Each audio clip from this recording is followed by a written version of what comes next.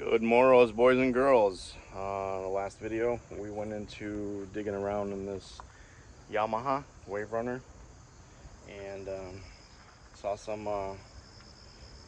very negative things that kind of wish we avoided, but I kind of wanted to keep this ski stock and just keep it like a cool little two-stroke beater, just to, you can have fun on the lake at with. Turns out the engine was blown up. The engine went boom boom. Anyways, I've decided that I'm gonna probably take this engine apart and take this engine out completely, modify this hull a little bit, and we're gonna stick a 1.8 liter high output engine, non-supercharged, naturally aspirated, supercharged engine. And this is the engine that we're going to be throwing in. So this is the donor. This is a 2013 Yamaha VXR. The cool thing about these VXRs is that they came with a 1.8 liter non-supercharged engines, and I picked this up for a song. Just because this thing is it's supposed to be a carbon fiber ski, but I don't know what this is. This is garbage. Whoever did this work, and thought that this would pass for a carbon ski, you should have your hands ripped out and shoved back into your... Too far! God! I mean, look. That's overlay detaching from, I'm doing that right there and that's moving.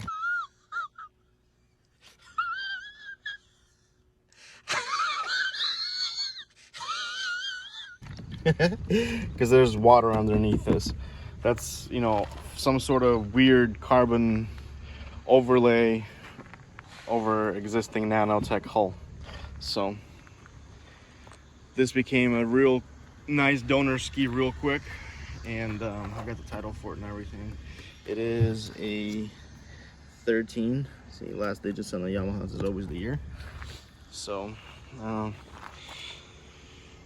it looks pretty molested. I feel kind of bad for it, but it's a great donor ski. It's got some pretty decent hours, like 100-something hours, but it's nothing for these skis.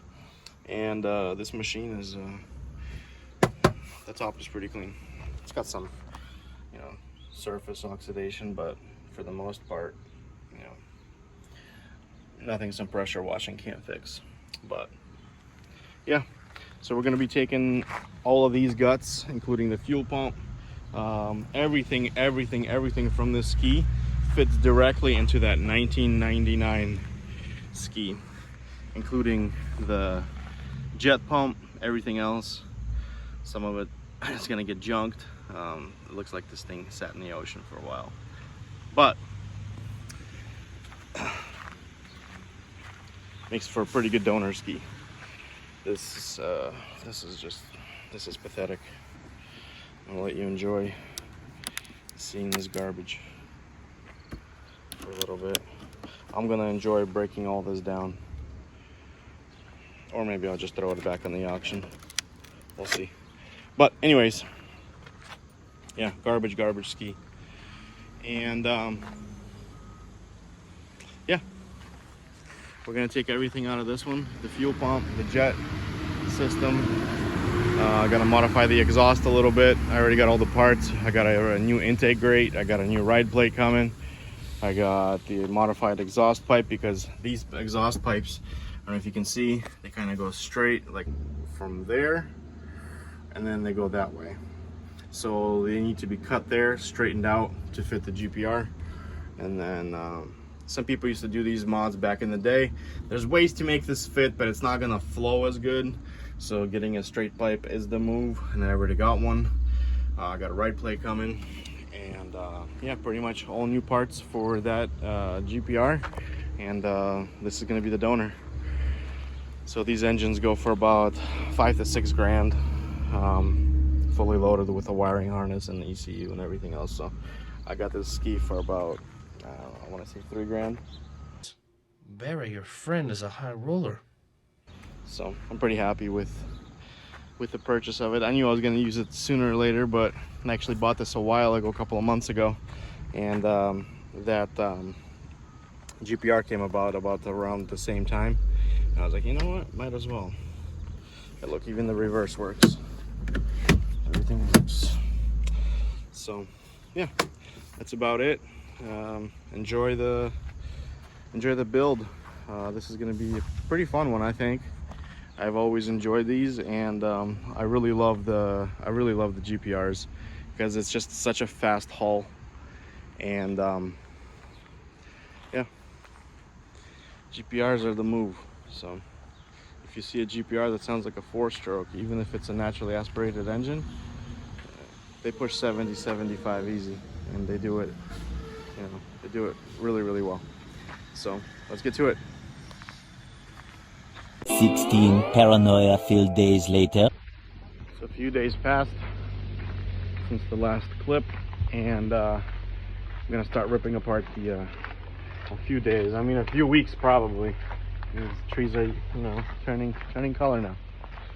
But yeah, I'm just trying to get all the parts together that I needed. And yeah, now I'm gonna start ripping the GPR apart and hopefully get everything out of it that we don't need, which is pretty much everything. Leave it as a empty shell so we can start fitting the correct parts into it. So the whole thing needs to be gutted, top to bottom, and on the bottom of the hull there's a little piece of hull that needs to be cut off so it clears the bottom of the engine on a 4-stroke. So let's get to it. So I figured I wouldn't bore you with all the engine removing sequences and footage, so I just decided to hop in it and start ripping it apart. So all I got left is just 4 mounting bolts, and this engine block can come out, and yeah, be thrown in the woods. Also, I found out why the engine blew, which is the oil. It's non-existent. There's no oil in it. So yeah, the oil starvation. Do it every time. Never seen it this bad though. But yeah, let's keep trucking. Just like that, the engine's out, and we got this wonderful mess to deal with. So I think I'm gonna throw some acid or some sort of chemical in here to eat up all this gunk, and then pressure wash it in a couple of days. I think I'm done for today. I might even actually just still pull the fuel tank out, the fuel cell, and so I can see what's going on underneath that. And once we clean all this junk up, then we can cut this portion out, and then we're gonna have to make a small incision right here and cut that piece out. None of it is structural, so that's gonna give us the clearance for the oil pump. On the SHOs, or the supercharged conversions, we actually cut this out also to clear the neck for the intake, because the intake goes sideways, I mean through the bottom, and then on the VXs it goes through the side. So pretty easy, pretty straightforward. I'm gonna rip out the tank and see what's underneath there and fill this thing up with chemical. So the gas tank from this junk is out. As I was pulling it out, it spilled onto my pants. Spilled on right on Mr. Peeper, and now it burns. It doesn't burn in a good way. I don't like this burn.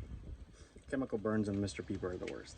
But now I'm just gonna take this chemical, which is the awesome degreaser, spill it all in here, spray it down, and let it all soak up this garbage, and pressure wash it on Monday. So the chemical is in, and it's starting to rain, so I'm gonna let the rain do its job, and I'm gonna go home. So I think this is gonna be a wrap for today's video, guys. Again, like, comment, subscribe. I appreciate you watching. If you guys like this content, among other things, let me know. Just picked up a Civic Si EM1, and already starting doing the videos on that, so stay tuned. It's gonna be a pretty interesting season. So thanks, peace out.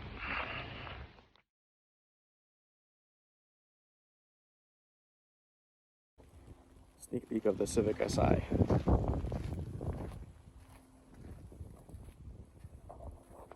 Peace,